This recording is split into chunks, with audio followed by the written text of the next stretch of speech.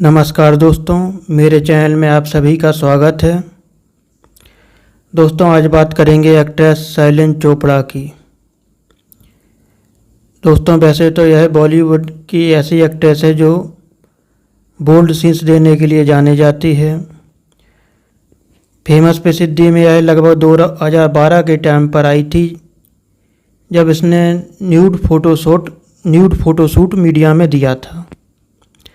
लेकिन फिर भी दोस्तों, यह एक्ट्रेस एक अपने बेबाक इंटरव्यू के लिए भी जानी जाती है। इस एक्ट्रेस ने बॉलीवुड फिल्म इंडस्ट्री का घिनौना सच कई बार मीडिया के सामने बिल्कुल खुलकर बताया है। जैसे कि इस एक्ट्रेस ने कई बार कहा है बिल्कुल खुलकर कि बॉलीवुड इंडस्ट्री में खुलेआम एक्ट्रेसेस के साथ डायरेक्टर लोग देह का व्यापार बिल्कुल ही खुलेआम करते हैं।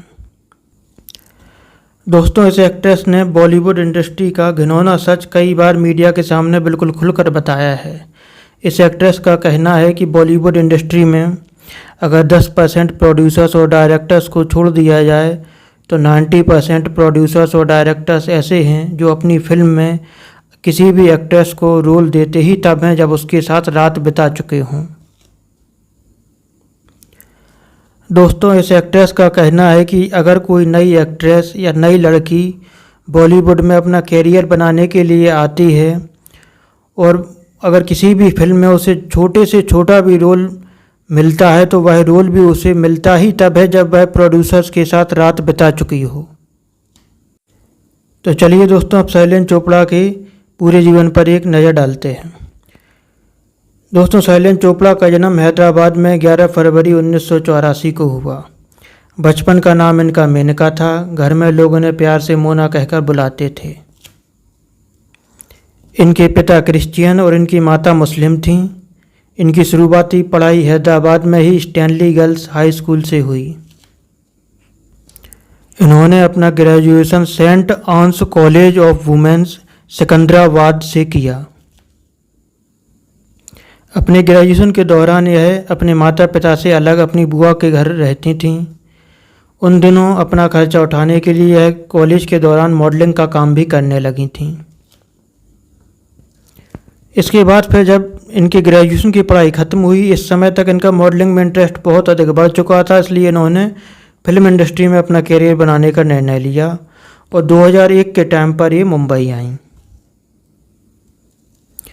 दोस्तों, शैलेन चोपड़ा का कहना है कि जब ये मुंबई आईं तो मुंबई आने के बाद जब एक काम के लिए यहाँ वहाँ भटकी, जहाँ भी गईं, जिनके भी पास गईं, सब जगह से इन्हें केवल प्रोड्यूसर के साथ डिनर पर जाने के लिए ऑफर मिले।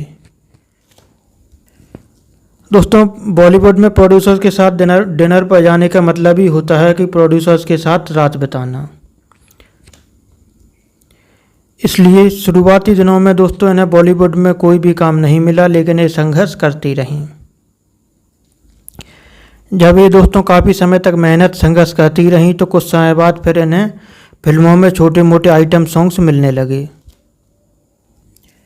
दोस्तों, शैलेन चोपड़ा अपनी जीवन की सबसे शॉकिंग घटना का जिक्र करते हुए बताती हैं कि अप्रैल 2005 का समय था।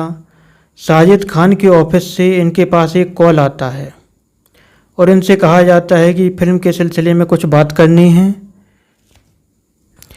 इसलिए फिल्म के किसी सिलसिले में बात करने के लिए इन्हें साजिद खान के ऑफिस में बुलाया जाता है।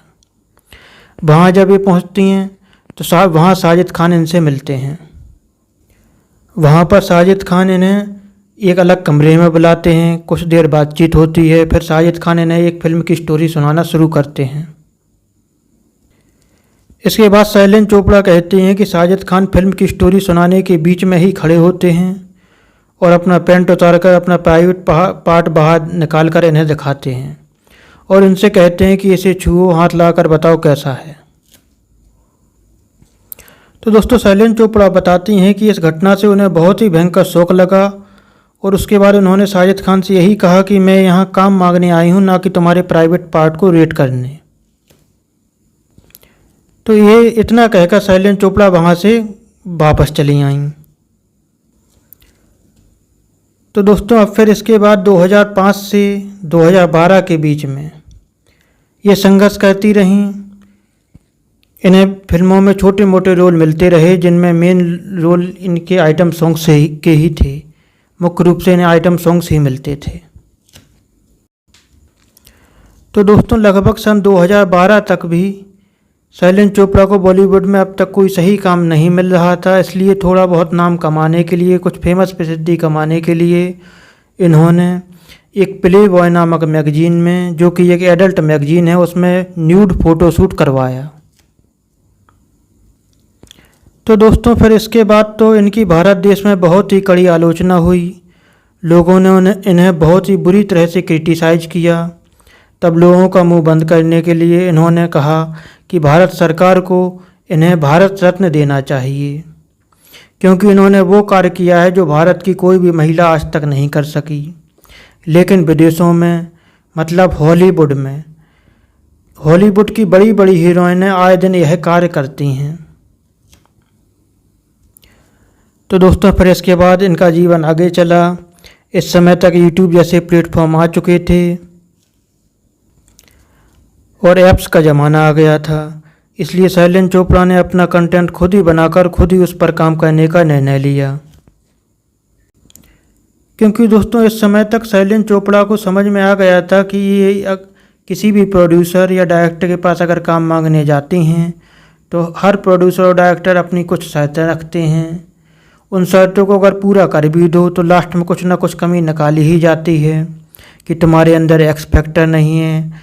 अब एक्स फैक्टर क्या होता है, उसे कैसे लाया जाए, अगर इस विषय में ज़्यादा पूछो तो फिर प्रोड्यूसर्स के साथ डिनर पर जाने की बात की जाती है। तो इन सब चीज़ों से शैलेंद्र चोपड़ा बहुत ही तंग आ चुकी थी।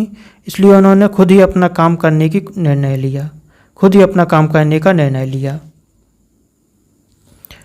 तो इस तरह से कुछ समय तक काम करने के बाद 2017 में इनकी एक फिल्म आई माया, जो कि बॉक्स ऑफिस पर फ्लॉप रही।